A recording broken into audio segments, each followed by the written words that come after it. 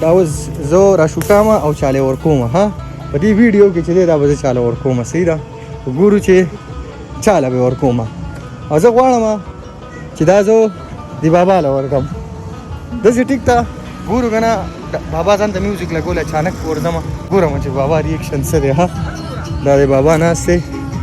السلام علیکم بابا څنګه یې صحیح برابر یې او د بابا په لاس کې چې دا ماشاءالله دا ګل ډېر ښکلی لګي ډېر زبردست لګي دا وګورئ بس ژوند چې دی دیو کو که دا مشران زما دا ویډیو کم مشران هم ګوري نو ټول چې دی کوشش کوئ چې په کورونو کې نه کینی او څومره هم ګرځېدی شئ